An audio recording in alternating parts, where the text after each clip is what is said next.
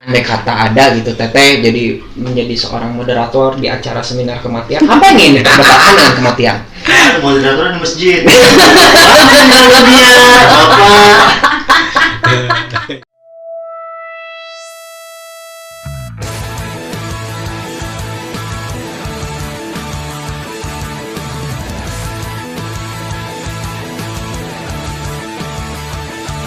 Hola Pelas.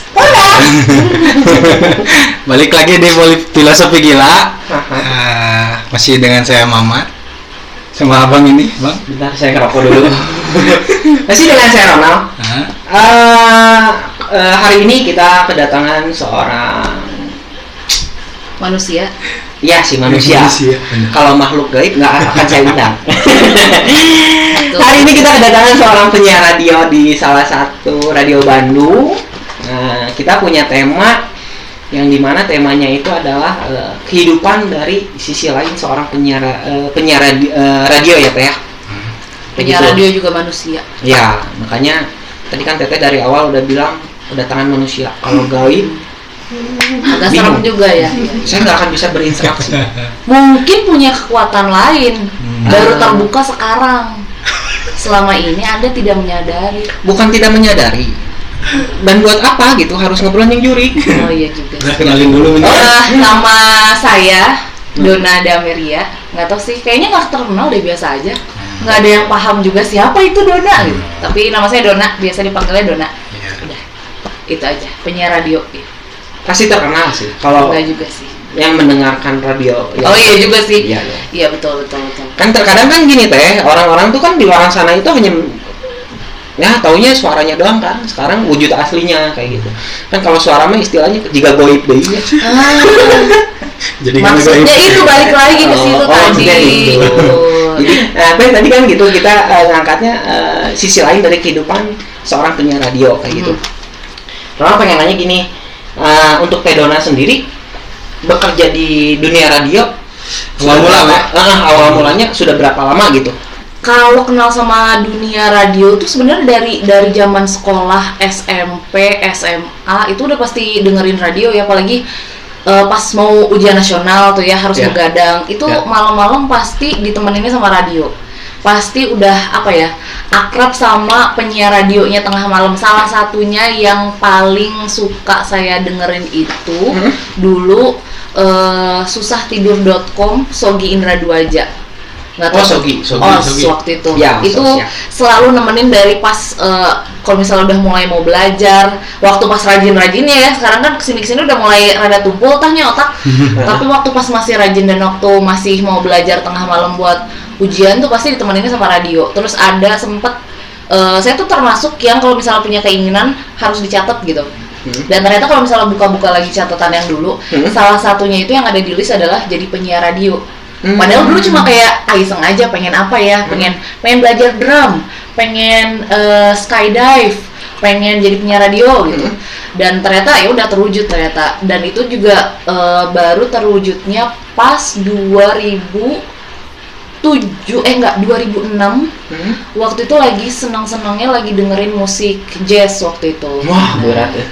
Waktu itu lagi sukanya dengerin musik jazz dan kebetulan di radio yang bersangkutan tiba-tiba bilang bahwa kita sedang membutuhkan penyiar radio bla bla bla bla dengan kriteria bla bla. Waktu itu masih kuliah dan kebetulan juga kuliahnya komunikasi kan ya. Tapi nggak ada pengalaman sama sekali dunia radio itu apa, kayak gimana di balik layarnya penyiar itu kayak gimana. Kalau dulu kan mungkin ada yang dari zaman SMA tuh udah ada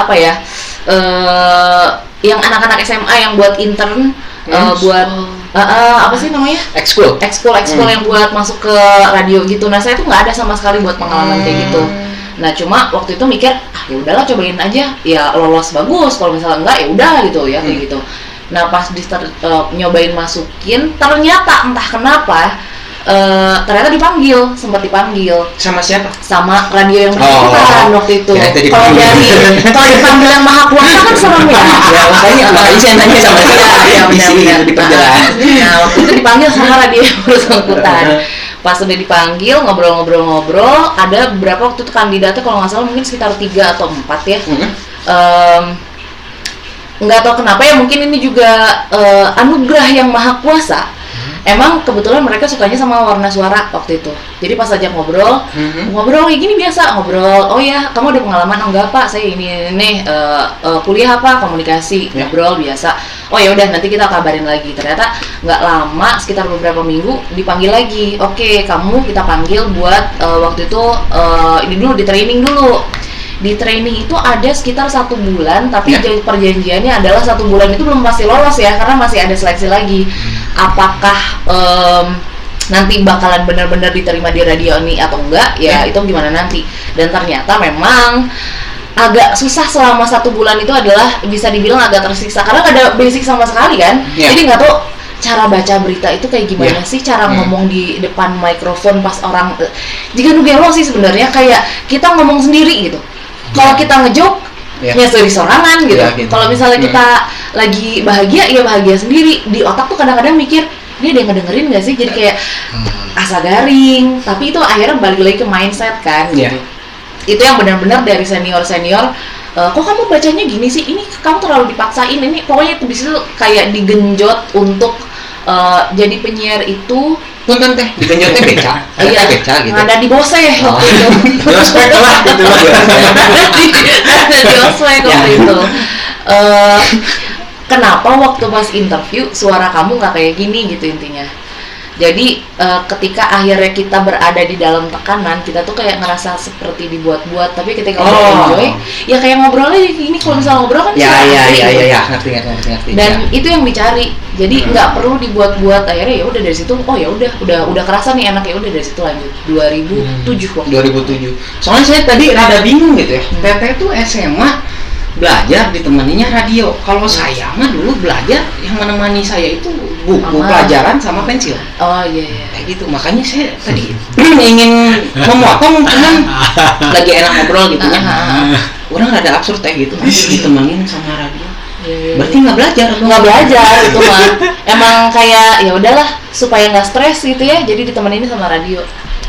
Jadi lebih memilih berteman dengan benda mati daripada makhluk hidup? Iya, karena berharap sama makhluk hidup itu kan agak susah ya. Berharapnya.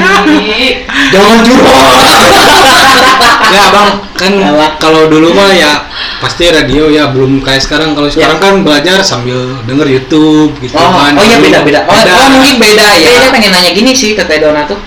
Kenapa bisa tertarik dengan dunia radio itu? Alasannya apa? Hingga akhirnya ingin menjerumuskan diri, terjun tanpa pakai payung gitu, terjun ke dunia radio. Menarik juga sih. Enggak, kita nggak ada tambang hari ini, jadi nggak perlu ditarik. Betul. Tapi kalau dulu tuh apa ya? Kesannya kalau punya radio tuh terkenal nggak sih? Kalau dulu pas SMA tuh ngerasa iya asik ya jadi penyiar radio tuh, kesannya tuh udah selebritis gitu lah. Tahun 2000-an ya. Itu ya 2000-an awal. Itu udah masuknya tuh udah selebritis pisan gitu. Mungkin dulu image-nya awal-awal itu karena ya pengen terkenal aja. Kalau pas awal-awal waktu pas SMA. Tapi ini rada seriusnya. Setelah itu tuh sempet, karena saya kuliahnya waktu itu jurnalistik. Harus panggil Candil nggak kalau rada serius? Udah bubar. Oh udah. Kalau misalnya masih ngumpul mungkin bisa kita panggil. Kan serius katanya. Untuk dikonfirmasi. Kalau udah bubar, udah lah ya. Tapi waktu itu pas lagi kuliah, pas awal kuliah, kan sering tugas baca koran atau apa buat ngerangkum artikel. Ada artikel istilahnya mah tentang rakyat-rakyat yang kesusahan gitulah, yang sengsara gitu. Terus di situ tuh ngerasanya kok wartawan cuma ngeliput doang, tapi sebenarnya apa ya, bantunya mungkin nggak cuma dalam bentuk uang, tapi bentuknya adalah menyampaikan ke masyarakat bahwa ada ini loh di luar sana. Ya udah, tenaga gue yang bisa dipakai adalah menyampaikan ini, bahwa ada si A yang butuh bantuan gitu. Mengingatkan sesama manusia saling tolong menolong kayak gitu ya. Itu waktu masih idealis ya. Sekarang kan udah mulai rasional. Ya waktu pas idealis ya itu sih, pas idealis tuh kayaknya jadi wartawan deh. Kalau wartawan apa kek, ya udah mulainya dari radio dulu, radio terlaksana. Waktu itu pas awal-awal masuk juga udah mulai kayak baca-baca berita, talk show, cari ilmu lah gitu dari si narasumber yang diwawancara gitu kan, ilmunya apa dan lain sebagainya. Oh ya dari situ juga udah mulai nyerap sedikit. Oh ternyata enak sih. Ada niatan untuk kedepannya ingin merambah ke dunia pertelevisian nggak Teh Dona? Banyak yang nanya, tapi sampai sejauh ini sih kalau pas awal-awal terutama pas dari radio, kenapa sih nggak ke TV, kenapa nggak ke TV, nggak ngerasa pede di depan TV teh. Kenapa? Bisa pada marungan TV beneran. Jadi wah si Dona matiin lah gitu. Harusnya jangan patah semangat kan, padun TV teh bisa wae aliran aja kan orang tanya betul juga sih. Tapi kita kan tidak bisa menerka-nerka di depan layar. Tapi akhirnya mikirnya udahlah nggak usah ke TV, di radio aja dulu. Lebih enak ya di radio tuh sebenarnya. Lebih suka ngomong tapi nggak mau kelihatan orang yang mana gitu. Jadi ada sisi-sisi misteriusnya gitu. Ini orangnya penasaran intinya mah ya. Makanya saya selalu minta maaf tiap kali. Oh ini yang namanya Teh Dona. Puntennya. Mungkin pas ketemu tuh suaranya wah. Pas ketemu orangnya gitu. Biasanya punya radio kayak gitu soalnya. Enggak sih. Cuman sebenarnya gini, mereka kan harus mengeluarkan karakteristik seseorang, diri kita sendiri kan. Dulu pernah ketemu dengan salah seorang penyiar radio gitu. Ternyata pas kita ngobrol gini asik kok. Jadi ya balik lagi sih ya mindset ke orang yang pendengarnya ya. Asik, cuma kan biasanya image-nya adalah mereka ketika radio itu sudah bermain dengan pendengar itu sudah bermain dengan imajinasi masing-masing. Orangnya kayak gimana, tingginya kayak gimana, kurus atau gemuk, rambutnya panjang atau pendek, itu tuh udah main tuh di otak tuh. Ya, makanya tiap kali pas ketemu, oh ini gitu. Waktu pas awal-awal siaran kan saya umurnya 20-an tuh ya, pas awal-awal siaran. Pas ketemu sama pendengar, oh Teh Dona umurnya masih 20, saya kirain 40 gitu. Jadi oh punten Teh gitu. Dan dari suara itu udah mulai punya karakteristik sesuatu gitu. Makanya punten bisa tidak sesuai dengan ekspektasi gitu maksud. Nah Teh Dona untuk di radio sekarang Teh Dona lebih siarannya itu ngebawain apa sih, siaran apa? Kalau sekarang sih lebih ke siaran berita ya. Dari awal juga sebenarnya walaupun yang satu lagi sebelumnya adalah radio musik, tapi beritanya juga banyak dan macam-macam, politik, ekonomi dan lebih ke islami lah dulu itunya. Terus pas kesini-sini akhirnya pas di radio yang sekarang itu lebih mengeksplornya lebih luas lagi dengan hal-hal yang sama tapi lebih ke kehidupan sehari-hari. Emang kayak dari mulai ada kebakaran di mana, ada macet di mana, ada kecelakaan di mana, ada pembunuhan, ada perampokan apa segala macam. Jadi update-nya adalah dari radio yang di mana saya bekerja. Itu mendapatkan beritanya dari telepon atau ada media sosial? Itu semuanya dari pendengar dan follower sosial media. Itu yang saya bilang itu. Jadi radio yang Teh Dona kerja ini citizen journalism. Itu. Karena kalau awal-awal saya itu selalu baca beritanya yang serius, kok lama-lama kok jadi agak ngebosenin kalau saya memposisikan diri sebagai pendengar gitu kan. Nah sih berita mah ada gitu-gitu keneh gitu. Apa sih yang menarik untuk didengar? Oh ternyata penyiarnya suka heureuy juga. Ada seriusnya tapi tetap juga bisa dibawa cair gitu. Itu kan akhirnya bawaan dari kitanya juga, gimana sih supaya pendengar tetap mendengerin. Karena ketika mereka bosen bisa ganti kapan aja. Orang penyiar harus bisa membawa suasana tuh beda lah, enjoy banget lah ya. Iya, lebih ke kalau saya biasanya ada karena kan setelah sekian tahun gitu di dunia radio, akhirnya kan suka nge-training orang juga kan. Gimana sih caranya supaya jadi penyiar radio? Gimana caranya supaya menyenangkan gitu? Selalu awal-awal adalah oke, kamu siaran. Terus direkam. Kalau misalnya kamu dengerin suara kamu terus kamu abis itu langsung enak kieu, ya itu berarti pendengar juga bakalan bilang enak kieu gitu. Ketika kamu merasa nyaman ngedengar kamu ngomong sendiri, orang lain pun juga akan ngerasa nyaman dengerin kamu sendiri gitu. Teh Dona berarti secara tidak langsung punya les privat untuk penyiar radio kayak gitu? Apa enggak sih sebenarnya, lebih ke akhirnya praktek aja dan sharing sama orang-orang dari broadcasting lain. Berbentuk klinik? Kalau dulu ada komunitas. Oh, kira-kira kalau klinik kan kalau dokter Dona, spesialis penyiar radio, menerima penyuluhan sama training kayak gitu enggak. Kemoterapi agar bisa berbicara, didengarkan, menarik. Kirain saya seperti itu. Enggak. Kalau pas kesini itu lebih ke. Tapi nyata nggak sih teh punya klinik radio? Kayaknya seru sih. Tapi kebanyakan orang-orang tuh sekarang udah punya bikin kelas. Orang-orang tuh sebenarnya. Kenapa harus ada kelasnya? Karena banyak yang tertarik untuk terjun di dunia radio. Nggak pakai payung?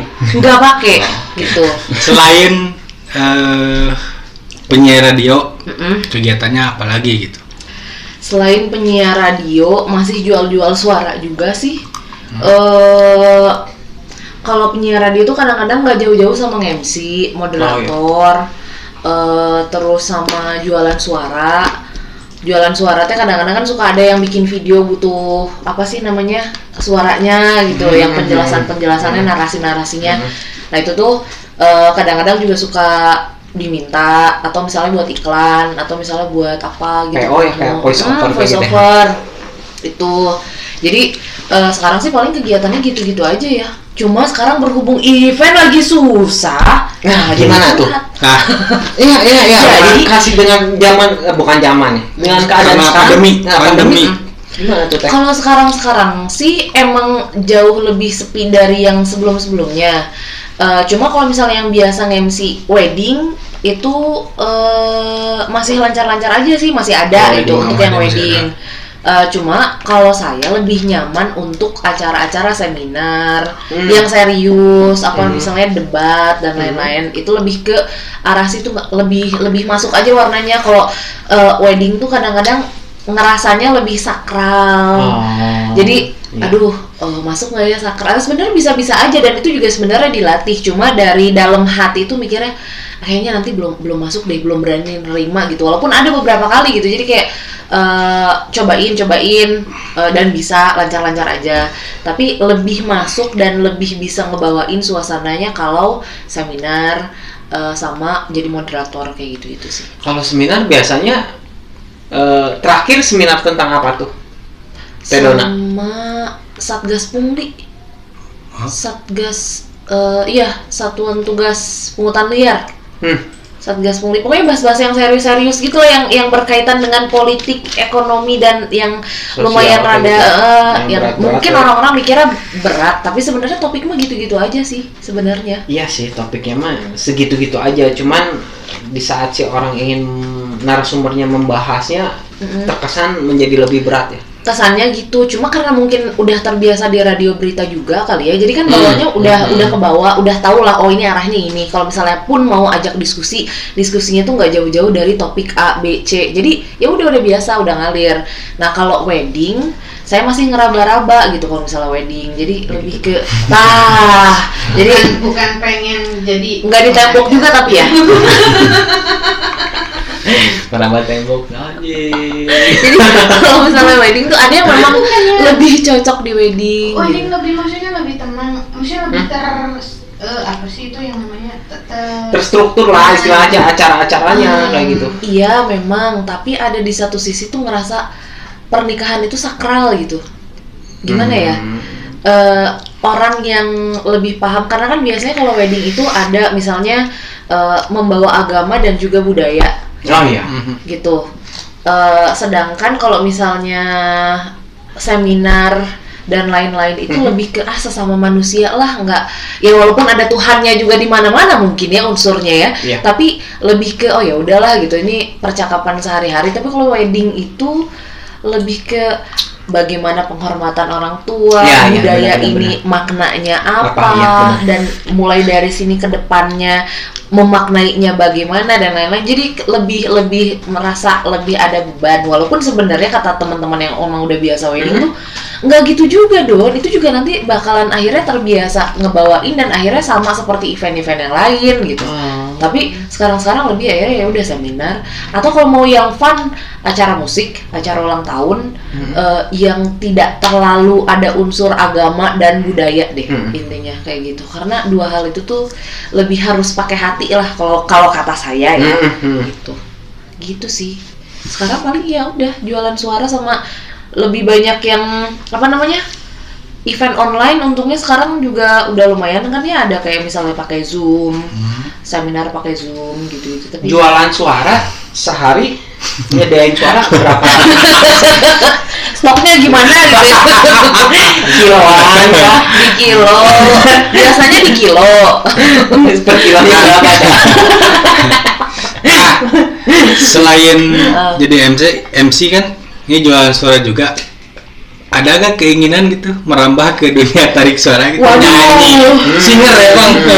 Itu kayaknya beda lagi tekniknya. Oh, Tapi beda kalau pas lagi. saya mulai bubar. Jadi lebih baik tidak kelihatannya ya, lebih baik tidak. Kalau Cuma nyanyi ya, mah enggak lah ya. kalau misalnya nyanyi mah paling ya iseng-iseng aja di IG. Kadang-kadang suka bikin video Cover-cover. nyanyi-nyanyi Video gitu, cover. paling gitu aja. Nggak yang diseriusin untuk nyari cuan gitu. Oh ya, IG-nya apa? Oh, IG-nya di Dona Dameria, DHONADHAMER ya. Ya ntar dicatat deskripsi. Kenapa banyak yang akhirnya mau jadi penyiar atau di media itu biasanya untuk dapetin kepercayaan sama ini orang bisa nih di radio, jadi kelihatannya dia juga bisa handle untuk event-event yang lain. Nah itu lebih ke dapet kepercayaan aja sih, trust gitu. Untuk jadi penyiar tuh nanti kalau untuk yang lain-lainnya emang akhirnya kesampingan gitu. Makanya biasanya penyiar banyak yang akhirnya jadi artis lah, akhirnya jadi bintang iklan lah, jadi apa dan lain-lain. Karena kalau penyiar tuh ya emang cuma numpang lewat aja. Sisi lainnya tuh intinya sih poinnya adalah jangan berharap cuan, jangan berharap uang dari penyiar itu sih. Itu aja. Pernah nggak sih? Kan Teteh di MC juga tuh. Pernah ada tawaran job untuk MC-in acara meninggal? Sugan gitu kan. Meninggal. Tapi jadi istilahnya MC-nya gitu. Tapi aku mau ya. Bentar. Pernah nggak? Andai kata ada yang menawarkan menjadi membawa acara orang yang meninggal. Nah, saya itu Ini masih bertanya. Iya bertanya, iya betul. Dan ini makanya saya menjawab ya. Tapi masih berandai-andai kan ya. Sebenarnya sih dari awal saya itu tipenya selalu iya untuk ngambil kerjaan kalau belum pernah coba. Jadi kalau misalnya ini nih tawaran misalnya tolong dong MC ini ada acara meninggal gitu. Mencoba tantangan itu. Saya bakalan ambil. Dengan tanya dulu acaranya tentang apa yang harus dilakukan, apa poin pentingnya, dan gimana pembawaannya, apa poin-poin yang harus diambil. Karena kayak misalnya kenapa akhirnya saya lebih milih seminar sama ini, kenapa nggak wedding? Karena saya udah pernah nyobain wedding dan saya nggak nemuin sertnya di situ. Di wedding itu ya, ada feel-nya. Nggak dapet gitu. Cuman aneh ya, di Indonesia untuk sekarang mungkin nggak ada juga ya seminar tentang kematian. Seminar tentang kematian. Nggak ada. Ya andai kata ada gitu Teteh jadi menjadi seorang moderator di acara seminar kematian, apa yang ingin berkaitan dengan kematian? Moderator di masjid.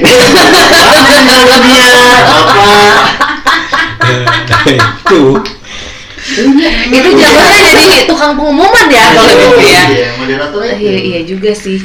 Jadi bukan MC jatuhnya, mabok. Pertanyaan yang tadi belum ada yang menawarkan untuk acara-acara yang berkaitan dengan kematian. Andai kata ada, siap untuk menerima. Andai kata ada, saya akan menerima karena belum pernah. Kita cariin klien ya. Aduh, ya gitu sih ceritanya. Karena kalau kematian kan mungkin lebih sakral dari wedding ya. Iya sebenarnya, dan itu mungkin bebannya lebih berat, cuma lagi-lagi karena belum pernah, jadi saya bakalan bilang iya dulu. Jadi pantang bilang tidak sebelum coba gitu. Iya aja dulu. Intinya, iya aja dulu. Inilah. Jalanin aja, siapa tahu cocok gitu kan. Siap. Gitu. Cocok mah pasangan Teh. Nah itu siapa tahu. Suka dukanya itu jadi penyiar, misalkan jam tidur apa keganggu atau Bukannya jadi penyiar. apa keganggu jam tidur atau apa gitu dari awal mula gitu. Oh, enggak sih, mungkin lebih ke kalau malu itu lebih banyak yang ngedengerin kali ya. Pernah nggak sih lagi siaran gitu? Masih punya malu sekarang ternyata. Maksudnya gimana? Malu Jadi, saat banyak yang ngedengerin, kenapa harus karena malu? misal nih pernah suatu saat pada suatu hari Di hari yang cerah. Jadi dongeng aja. pada suatu hari itu tuh tiba-tiba ada kendala di tombol mic. Jadi mic itu ini agak teknis sih sebenarnya. Mic itu ada namanya fader yang naik turun untuk volume. Kalau dinaikin itu gede, kalau dibawahin itu turun. Iya iyalah, dinaikin pasti gede, dikebawahin turun. Iya benar-benar juga sih, kalau naik tangga naik ke atas, kalau turun ke bawah ya betul. Itu agak ini ya. Nah biasanya adalah SOP-nya kalau penyiar itu adalah turunin volume sampai bawah untuk mendapatkan volume seminimal mungkin dan tekan tombol off. Itu agak teknis sih sebenarnya. Nah, pada suatu ketika di hari itu tombol off itu sedang ada kerusakan. Nah, saya biasanya emang bandel penyiar senior. Rada belagu boleh lah ya kalau udah senior kan. Jadi si fader itu nggak pernah dinaikin turunin, tetap di atas, cuma mainin tombol on off aja. Nah tiba-tiba saya tuh lagi ini aja pas lagi baca ngomong, aduh pengen terap gitu. Ya udah tinggal pencet tombol off, terus abis itu langsung terap gitu kan, langsung gitu. Ternyata kan lagi rusak. Asup siaran berarti. Kan emang kedengeran ya, langsung hening beberapa saat. Anjir. Ya malu sih tapi gimana ya? Show must go on. Kan manusiawi ya tuh terap mah. Iya, tapi kan itu secara radio berita yang pemirsa. Tiba-tiba. Tuh pemirsa, Itu kuno masuk angin. Jadi akhirnya redaktur yang di luar langsung pada mengintip apa yang terjadi dengan Donna. Jadi ya udahlah, tapi kan show harus tetap berlangsung. Jadi saya anggap itu tidak terjadi apa-apa. Triknya jadi penyiar adalah kesalahan yang terjadi detik ini jangan sampai mengganggu detik kedua. Lanjut. Karena tetap harus jalan. Karena ada penyiar-penyiar yang mikir adalah, apalagi penyiar yang baru ya mungkin ya. Ketika salah sekarang itu, aduh tadi gue salah, gimana ini dan sebagainya, itu bakalan ngerusak yang lain-lain. Ya udah salah sekarang, selanjutnya seperti apa. Dan pada akhirnya sih itu akhirnya mempengaruhi bagaimana saya menjalani hidup di kehidupan nyata. Nah, yang ngerti saya. Nah, jadi kayak oh ya udah salah, ya udah kejadian gitu kan. Nggak bisa lagi kayak Doraemon pintu tolong membalikan waktu gitu kan, nggak bisa. Ya intinya begini ya Teh. Apapun yang udah kita lakukan jangan pernah menyesal. Nah gitu itu ya mungkin menyesal boleh ada, tapi jadikan sebagai pelajaran gitu. Oh iya lupa matiin mic, oh iya kan lupa itu lagi. Tapi di pelajaran sekolah nggak ada pelajaran penyesalan. Nggak ada. Betul. Pelajaran hidup itu. Itu pelajaran hidup yang dipelajari sebagai penyiar. Pertama adalah melakukan kesalahan itu manusiawi, tapi jangan sampai merusak langkah selanjutnya. Ya, saya setuju. Saya setuju benar-benar. Apalagi yang namanya penyiar tuh kan harus selalu otaknya tuh harus jalan gitu kan, nggak boleh stuck gara-gara anjing salah ya. Jadi stuck gitu kan. Tapi harus punya opsi yang lainnya kayak B, C, D dan lain-lainnya agar si acara itu pun tetap cair ya. Tetap lanjut gitu. Mau nggak mau. Cuma ya itu sih akhirnya. Kalau pengalaman menyedihkan bukannya itu ya? Malu aja sih sebenarnya. Suka sih sebenarnya kalau itu kan mah enggak ya. Lebih ke suka kan? Suka duka lah. Tapi enggak juga sih dibilang duka nangis. Kalau duka kalau duka kan pasti nangis di saat yang pas Teh Donna menyampaikan berita langsung terak kan ngadengin anjing benar Donna. Itu duka. Betul. Kalau suka kan berarti kan yang tadi Teh Donna bilang, gimana caranya saya sudah melakukan kesalahan A, ya show must go on, berarti saya harus memperbaiki untuk kedepannya. Istilahnya gitu kan, harus tetap aja jalan ya, ngelakuin itu lagi kayak gitu. Betul. Itu sih, dan itu kan akhirnya harus belajar bertahun-tahun. Kalau kebayangnya adalah penyiar-penyiar yang baru, mungkin misalnya baru setahun, 2 tahun, 3 tahun, itu biasanya masih agak-agak grogi, itu pasti bakalan ke bawah seumur hidup gitu. Malunya mungkin bakalan, aduh ingat minggu yang lalu atau ingat bulan yang lalu, dan akhirnya mempengaruhi gitu. Ada yang sampai kayak gitu. Cuman gini sih Teh, tadi Ronald sebenarnya sangat menarik dengan kutipan Teh Donna gini. Di saat kita melakukan kesalahan gitu, akhirnya Teh Donna mengimplementasikan dalam kehidupan. Kok bisa sih sampai kepikiran sampai ke sana gitu? Hingga akhirnya ini tuh bisa gua pakai di dalam kehidupan gua kayak gitu. Apa sih istilahnya bisikan makhluk astral dari mana? Waduh, wadidaw.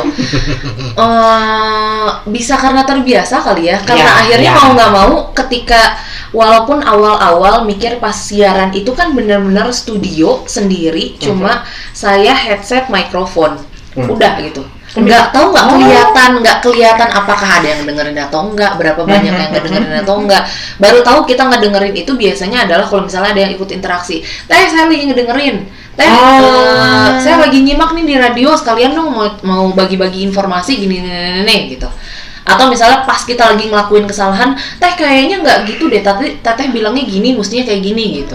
Biasanya ada yang interaksinya sampai seperti itu gitu untuk nyampein masukan. Nah itu baru ketahuan, oh ada yang dengerin nih gua nih. Di saat ada yang komplain masalahnya harusnya seperti ini, bukan seperti itu, di saat Teh Dona menanggapi dari si pendengar itu, gimana Teh Dona menanggapi mereka? Kalau emang saya salah, misalnya saya nyebutnya 4 padahal seharusnya 5, saya minta maaf. Karena toh namanya juga manusia ya. Mohon maaf, tadi saya sampaikan informasi yang salah, seharusnya ini. Namanya juga manusia.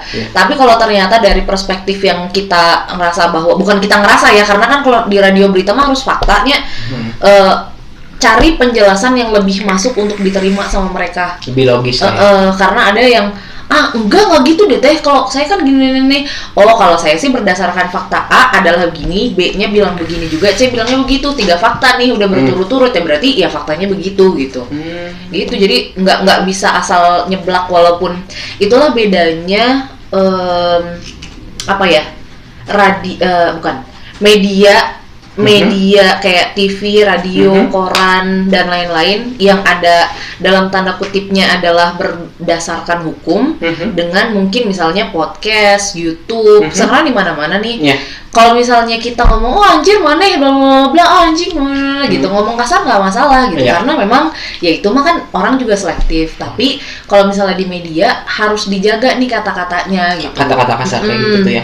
Jadi kata-kata itu karena kita juga udah punya kayak etikanya kayak gimana untuk ngomong di radio, apa yang boleh, apa yang tidak. Di TV juga sama kayak gitu. Jadi lebih harus difilter.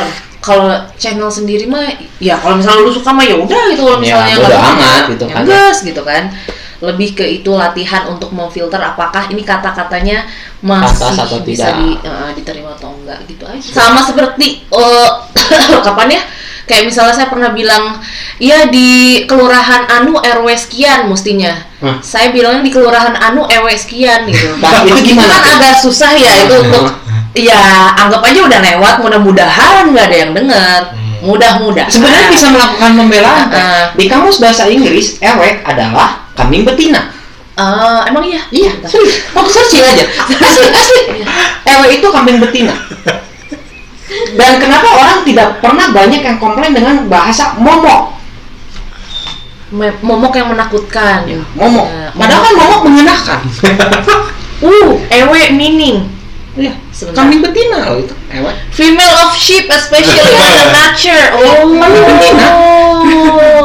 Saya dapat ilmu baru datang ke sini sebenarnya tuh. Jadi gini. Jadi viewers di sini bahwa acara ini adalah edukatif dan informatif. Saya di sini sebenarnya kalau di tergantung bintang tamu. Saya baru tahu bahwa ewe itu adalah kambing betina. Iya. Jadi gini teh, di ruang filosofi gila ini kita pola pikirnya pelangi. Iya. Kenapa tadi saya berani bilang seperti itu? Itu saya pelajari dari SMP. Saya mencari kata ewe. Nah si ewe kudu jadi jorang kayak gitu kan. Hingga akhirnya buka kamus. Oh kambing betina. Tapi kalau saya harus bilang pas pelajaran bahasa Inggris ke guru bahasa Inggris saya, Bu ewe, orang pasti digamplang. Iya. Itu adalah balik lagi ke konteksnya apa pada saat digunakannya untuk apa. Iya betul. Ya, kalau cuma tiba-tiba random bilang ewe doang mah, ya udah lah ya gitu. Itu teh, makanya kenapa saya selalu heran tuh itu, kenapa kok ewe jadi dipermasalahkan sedangkan kata-kata momok tidak pernah dipermasalahkan. Betul. Sama seperti halnya misalnya anjing. Ada yang menganggap bahwa ada, terutama orang tua mungkin ya, merasa bahwa ketika anak itu lebih baik jangan sama sekali untuk bilang anjing dan mengganti dengan awas itu gogog atau dogi. Seperti itu. Kalau konteksnya adalah itu anjing, ya itu anjing gitu. Dan itu juga kucing dan itu burung gitu. Kecuali kalau konteksnya adalah untuk mencaci maki, itu yang mungkin perlu diedukasi bahwa anjing ini untuk apa dulu nih kamu pakainya. Itu sih. Karena kan kalau misalkan secara sehari-hari kayak Teh Dona, mungkin di circle-nya Teh Dona pasti kan ada orang si anjing goblok gitu, biasa-biasa aja kan. Kayak gitu. Makanya yang tadi bener yang Teh Dona bilang, dipakainya dalam konteksnya seperti apa tuh? Konteksnya apa dulu? Kayak gitu. Itulah salah salah satu nanya lagi suka duka di radio ya. Pertanyaan waras. Pertanyaan waras. Jadi selain ya itu kenapa orang bilang gini di ruang filosofi gila ini kita pola pikirnya harus pelangi. Terkadang serius, terkadang ngebanyol, tapi garis benang merahnya tuh tetap di tracknya. Kayak gitu. Iya. Betul. Pertanyaan waras lagi. Terlampau normal. Itu pertanyaan mainstream. Kalau di radio itu kan misalkan penyampaian berita itu tuh kan sesuai fakta atau kita bisa improve tambah bahasa yang lain gitu. Ya, gitu. Improvisasi itu dibolehkan selama faktanya tetap berada di garisnya. Gimana ya? Kayak misalnya improvisasi itu kan untuk menambah apa ya, kayak warnanya gitu. Ya. Poinnya adalah misalnya triggernya kali ya. Misalnya ada kecelakaan di jalan tol. Yang poin-poinnya nih kan, kalau misalnya poinnya kalau lebih ke teknis itu 5W1H, what, when, where, why, who, and how, gitu. Ini 6 hal ini yang jadi poin gimana nyampein berita. Kalau misalnya ngomongin radio berita nih ya, karena saya lebih ke radio berita. Yang lain-lainnya bisa improvisasi. Kayak misalnya ada kecelakaan terjadi di sini, improvisasinya mungkin lebih ke bagaimana nih warna mobilnya, suasana orangnya kayak gimana, apakah terlihat ada ekspresi orang-orang yang ada di sekitarnya, lebih ke humanisnya kayak gimana, kayak gitu-gitu. Oh, jadi ya improvisasinya lebih ke humanisme. Sebenarnya lebih ke lebih yang mungkin ada informasi-informasi tambahan. Bagaimana cara penyampaiannya, apa dulu yang disampaikan, untuk selanjutnya bagaimana apa yang selanjutnya disampaikan. Mungkin itu bisa improvisasi, tapi kalau fakta ya tetap harus jadi faktor yang paling penting sih. Paling penting dari semuanya ya. Improvisasi gitu. Itu hanya tambahannya aja kayak gitu ya, Teh. Gitu. Improvisasi itu lebih ke apa ya? Kalau misalnya salah ngomong dikit, ada kalau saya itu termasuk yang penyiar merasa bahwa ngomong salah itu nggak masalah. Ngomong salah tuh dalam artian kayak misalnya belibet, kalau mau ngomong gitu misalnya. Kalau saya menganggap bahwa ya namanya juga kan itu lebih manusiawi, itu jadi nggak apa-apa gitu melakukan atau berbicara sesuatu hal yang salah. Jadi orang tahu bahwa ini live, bukan rekaman. Gitu. Kalau saya sih ngerasanya kayak gitu. Kalau misalnya semuanya terdengar sangat sempurna, ini orang beneran ini nggak sih, atau di taping dulu terus direkam lagi gitu. Kalau saya sih ngerasanya kayak gitu. Jadi melakukan kesalahan itu nggak apa-apa kok gitu. Selama toh tahu bagaimana memperbaikinya. Lagi-lagi itu bisa lagi diaplikasikan ke kehidupan nyata, ya nggak sih? Iya. Namanya juga manusia gitu. Ya, manusia mah udah nggak ada yang sempurna ya. Sempurna gitu, mah cuman merek rokok kan. Nah, sampurna. Nah, gitu sih. Jadi lebih ke situ. Jadi improvisasi nggak masalah. Tapi fakta jadi yang utama. Sekarang itu bukan masalah fakta. Orang-orang itu lebih mempermasalahkan kecepatan. Gue dapet info paling pertama. Jadi semua kan taunya pengennya jadi viral. Semuanya viral di sosial media, mau di Instagram, mau di TikTok, di Twitter, dan lain sebagainya. Selalu pengen jadi yang pertama, itu udah kayak jadi naluriah kita. Pernah nggak sih jadi, tahu nggak, gue dapat informasi ini dan ngerasa bangga gitu, ya nggak sih? Gue dapat informasi pertama, lu nggak tahu apa-apa, tapi dari gue kan. Sebenarnya jadi intinya mah yang mereka kejar kan lebih ke pengakuannya. Ya, itulah kenapa akhirnya sekarang kecepatan jadi utama. Padahal makanya kalau misalnya sekarang digaung-gaungkan tentang berantas hoax dan lain sebagainya, cepat nggak masalah, tapi bener nggak informasinya gitu. Edukasi itu juga sih. Jadi kayak gue dapat informasi pertama, bentar sebelum disebarin, bener nggak informasinya, dicek dulu gitu. Kalau Rona pengen nanya gini ke Teh Dona, sampai kapan Teh Dona akan tetap terjun di dunia radio? Ya maksudnya gini, kalau kita sudah berbicara tentang passionnya kita, pasti akan susah untuk diungkapkan. Cuman ya Rona pengen nanyanya itulah. Untuk di titik sekarang, kadang-kadang saya ngerasanya bahwa udah cukup deh. Terlalu lama ada di dunia radio, kadang-kadang rasanya di situ. Udah perlu sesuatu hal yang baru gitu. Dan akhirnya kenapa selalu ada hal-hal baru yang pengen dilakukan juga gitu. Kenapa pas misalnya awal siaran itu cuma siaran aja, terus habis itu siaran sama voice over, terus habis itu siaran voice over sama MC, siaran voice over sama bla bla bla. Itu kenapa selalu ada penambahan-penambahan, dan setelah semuanya dilakukan apalagi nih. Nah sebenarnya sih pada titik sekarang itu sudah berada di titik dimana saya ngerasa kayaknya udah cukup deh. Tapi apalagi ya gitu. Bukan jenuh ya. Kalau jenuh mah kan berarti tidak ingin untuk belajar lebih lagi ya. Kalau jenuh itu. Ya. Berarti ini hanya sampai di titik anjir orang udah ngelakukan dengan dia. Apalagi nih yang baru yang bisa, karena kan orang pengen berkembang ya, namanya juga pengen sesuatu yang baru, pengen ada tantangan yang baru. Nah, sekarang lebih ke mikir ngapain lagi nih gue ya gitu. Sekarang itu sih. Tapi kalau mau sampai kapan, mungkin sampai dibutuhkan. Walaupun kalau misalnya sejauh ini sih dari senior banyak yang akhirnya dibutuhkan, misalnya siaran biasanya seminggu 5 kali, akhirnya seminggu cuma 2 kali, seminggu cuma sekali, hanya untuk menyalurkan bakat bacot gitu misalnya gitu. Yang penting ada eksistensi gue ada nih di luar sana berupa sebagai penyiar radio, tapi yang lain passion yang lain dikerjain juga kayak gitu. Itu sih ngurangin di situnya aja. Berarti sebenarnya apa yang selama belajar kuliah tuh terimplementasikan ya sekarang lah ya. Secara praktek iya. Walaupun sebagai mahasiswa nggak pintar-pintar amat ya, sebagai mahasiswa agak lelet sih sebenarnya otaknya gitu sebagai teori. Cuman kan ilmu yang benar-benar bermanfaat itu pengalaman kan.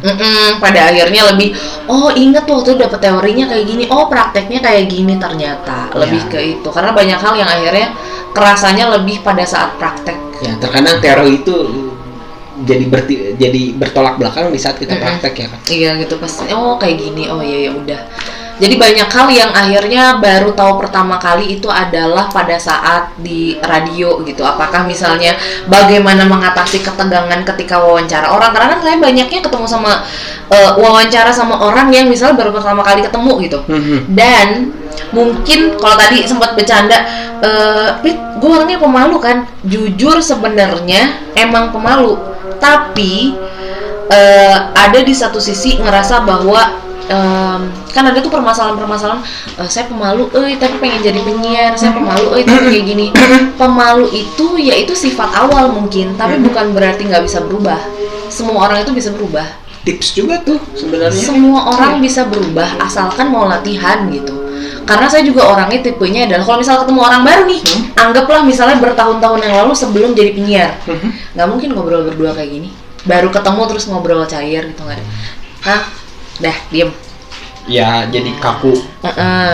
Tapi lama-lama pas awal-awal sering ketemu sama tamu dan akhirnya kok kayaknya ngerasa kaku nih, harus diganti nih. Gimana caranya mencairkan suasana? Obrolan apa yang bisa ditanyakan terlebih dahulu gitu, kayak obrolan-obrolan yang umum lah gitu.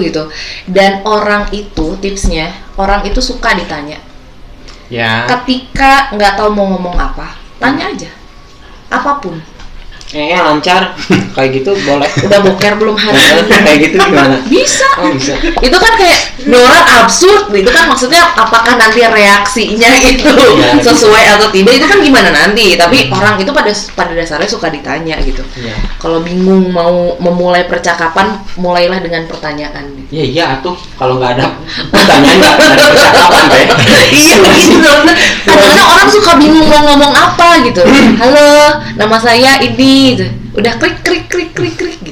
Jadi kalau bisa dibilang lagi nih ya, Teh Dona tuh sebenarnya yang tadi ya dari awal kan pengalaman nggak ada. Berarti pengalaman itu bisa karena terbiasa itu ya. Hingga akhirnya di saat menghadapi seorang narasumber yang terlihat kaku, Teh Dona sudah tahu caranya bagaimana untuk mencairkan si narasumber itu agar menjadi cair kayak gitu kan. Iya sih, jadi karena toh nggak pernah ada orang yang dari awal udah tahu segalanya kan. Semuanya juga pasti ada tahapannya, dan terkadang orang itu yang nggak sabar adalah pengen sekali terjun langsung jago gitu. Nah, ini menarik sebenarnya. Saya setuju sih, benar. Nggak sabar sama proses itu aja. Ya. Kenapa? Ya itu benar tadi kata Teh Dona, orang tuh selalu pengen jadi jago gitu ya. Mereka tidak pernah ingin menikmati prosesnya seperti apa gitu kan. Padahal kalau prosesnya kita nikmatin, yang namanya jago mah pasti akan mengikuti kayak gitu kan ya. Gimana Dan ininya? Aneh gitu, kenapa sih harus selalu nasi kudu yang jadi jagoan gitu kan. Kalau harus berubah gitu, kalau saya mah pengen berubah jadi Batman. Power Ranger. Tuh orang cita-citain jadi Batman. Nah, aku udah Batman sih. Kolornya di luar. Oh. Tapi Superman udah di luar ada kolor nama. Cuman nggak akan seribet Batman. Jadi pengen yang ribet sebenarnya. Bisa punya sayap tapi nggak bisa terbang gitu terus ya. Pas pengen kencing teh, anjing, kan buka kostum itu. Iya, benar. Kalau Superman bisa terbang pengen kencing di atas langit, ya gitu. Oh iya benar. Kalau Batman kan ribetnya hidung, wah kebelet gitu, terus nyari WC, wah ribet lah buka bajunya semuanya. Dan nggak mungkin ada Batman ke WC. Iya betul. Jadi tetap Batman ya, bukan Superman. Batman yang kolornya di luar, iya betul. Karena kalau saya dulu, kalau dulu sih gini, Rona pengen cita-citanya adalah menjadi dokter. Tapi udah mau mungkin, kenal aing jadi dokter. Aing bolok gitu ya. Akhirnya saya memutuskan, mama sempat nanya lagi, kamu mau jadi apa sih sebenarnya bang? Abang pengen jadi Batman. Kayak gitu. Kenapa? Sebenarnya ada filosofinya tersendiri sih, bukan masalah kolor di luarnya gitu ya. Batman itu kan pakai topeng. Iya. Jadi kalau Rana ingin melakukan kebaikan, kamu tidak perlu tahu siapa saya, tidak perlu tahu suku, ras, agama saya itu apa. Karena saya melakukan kebaikan ini ya, saya memandang kamu memandang manusia secara manusia seperti itu. Makanya lebih enak jadi Batman. Kalau jadi Superman mah asa agul euy anjir geus mau ditembongkeun gitu kan, anjing kasep, anjing pahlawan. Goblok anjing. Terido sia nawangan jelema. Astagfirullahaladzim jadi ngomongin pahlawan cai. Nah, kalau untuk masalah nge-MC terus seminar kayak gitu, Teh Dona sendiri punya manajemen atau manajer tersendiri nggak sih? Enggak sih, kalau manajemen khusus nggak ada. Kebanyakan semuanya tuh kayak dari orang ke orang. Misalnya pertama ya tahu dari acara kantor. Acara kantor klien minta telepon misalnya ke kantor. Atau pernah ngelihat nge-MC di mana. Atau misalnya tahu dari Instagram. Dan akhirnya jadi lebih beragam gitu. Misalnya, temen gue bisa nge-MC. Akhirnya dikenalin gitu. Jadi bisa dari teman ke teman. Tapi semuanya sendiri gitu. Nggak ada manajemen khusus yang ngurusin. Dona Dameria Enterprise. Iya. Berarti marketing bacot tuh sangat tertolong sekali ya. Dan kenapa akhirnya memanfaatkan jadi penyiar radio, karena dari situ tuh orang-orang bisa ada yang buka kelas misal komunikasi, ada yang buka akhirnya bikin buku, ada yang akhirnya dan lain sebagainya.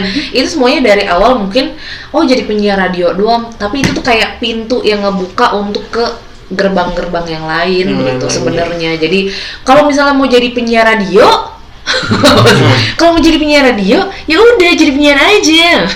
Nggak gitu ya ngomongnya. Nggak apa-apa. Kalau misalnya pengen, tapi lagi-lagi jangan kayak berharap itu yang gimana gitu. Tapi mungkin ada impian-impian lain yang batu loncatannya adalah mungkin dari radio. Kan tadi kan Teh Dona kan bilang gini, tidak ada under manajemen ataupun manajer gitu. Tapi karena mengandalkan dari mulut ke mulut. Ya, mulut ke mulut, marketingnya bacot kayak gitu ya. Mereka berarti kan Teh Dona selama ini memberikan treat terhadap para customer itu benar-benar luar biasa dong kalau kayak gitu ya.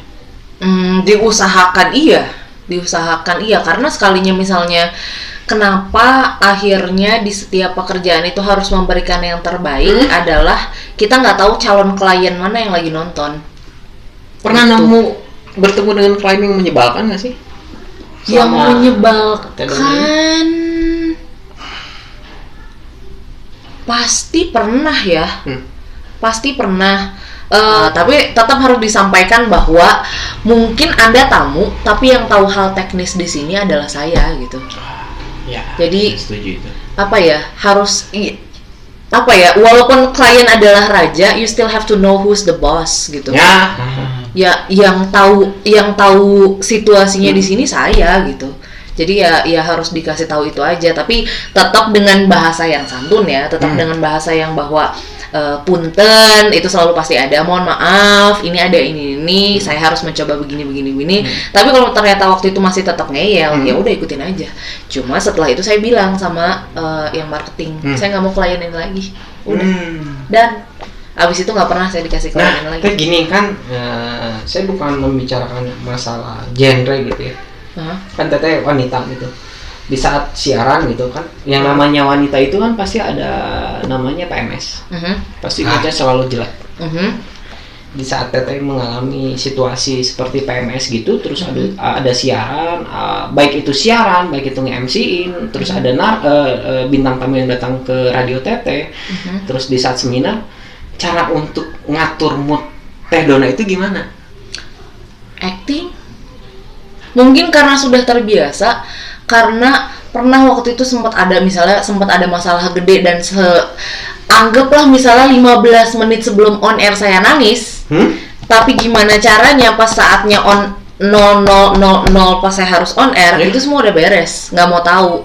Karena yang tahu saya ada masalah adalah saya sendiri dan mungkin orang-orang di balik layar. Pendengar nggak ada yang tahu dong saya punya ada masalah gitu. Emang mau diumumin, maaf ya pendengar saya lagi ada masalah nih, tolonglah kasih simpati sedikit gitu, saya lagi PMS. Menariknya gini Teh, itu nggak bisa, mereka nggak akan mau tahu gitu. Cara untuk memanipulasi mood Teteh itu gimana?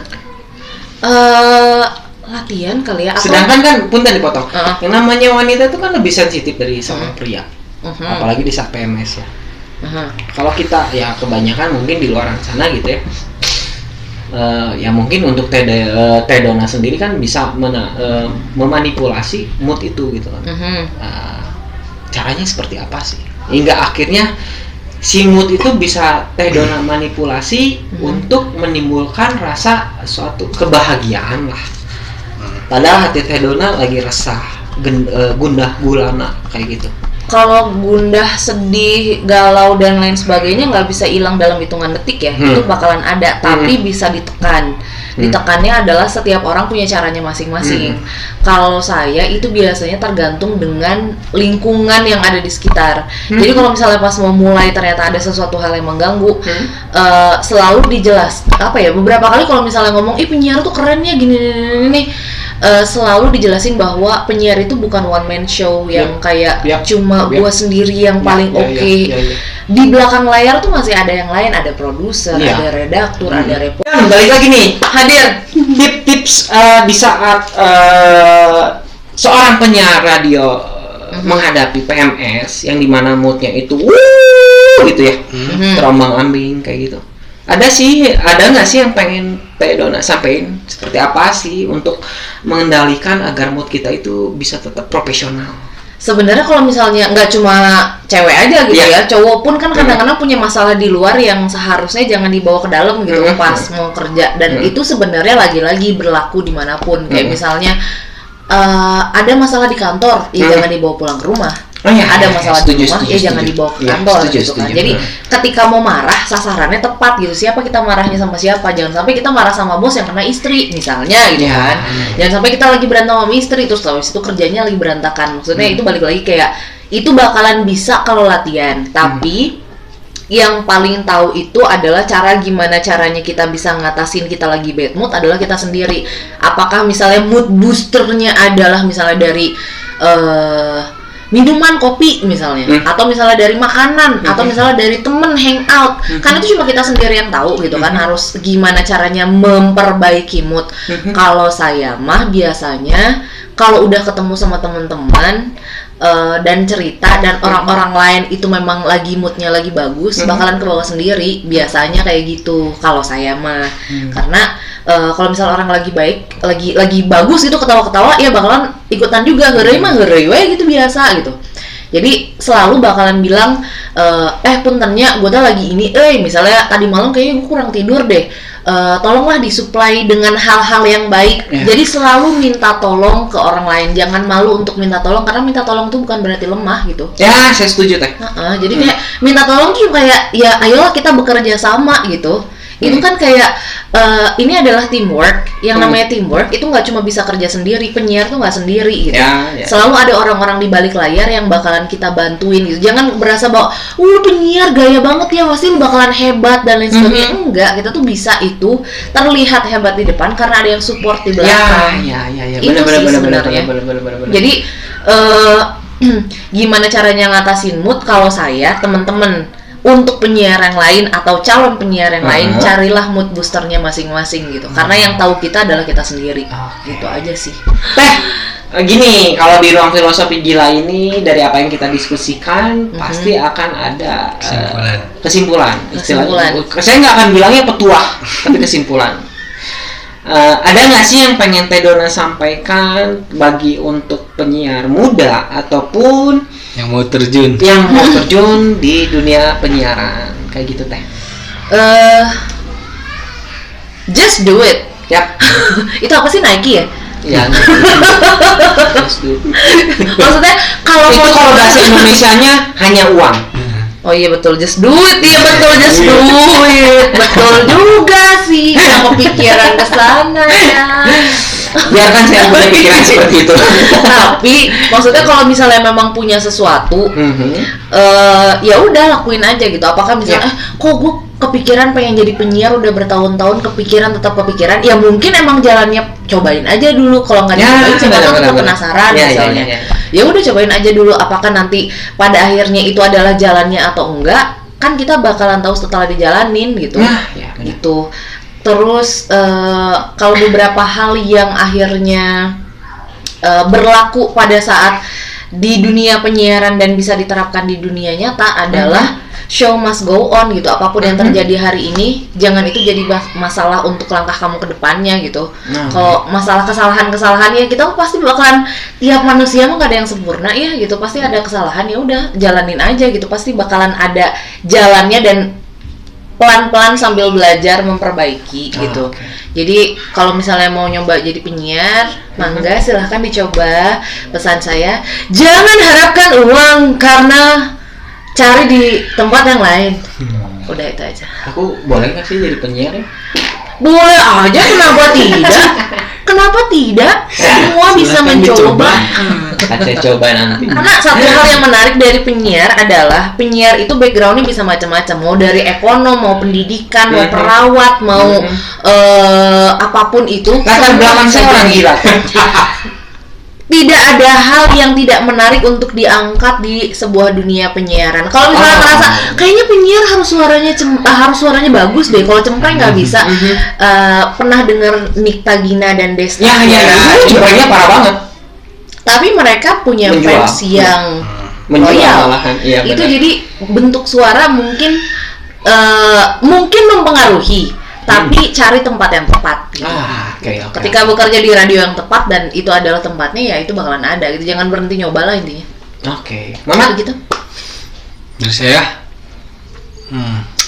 ya itu mungkin tips-tips sama pengalaman dari Teh Donna ya. Semoga bermanfaat buat kalian yang mau terjun, nggak pakai payung. Yang mau terjun di dunia penyiaran. Semoga bermanfaat ya. Baiklah, terima kasih. Ini dulu. Aku ya. Orang gila. Saya akan mulai memberikan kesimpulan yang sedikit bijak. Asik. Oke. Cuma masih dipikir? Gini. Masih dipikir.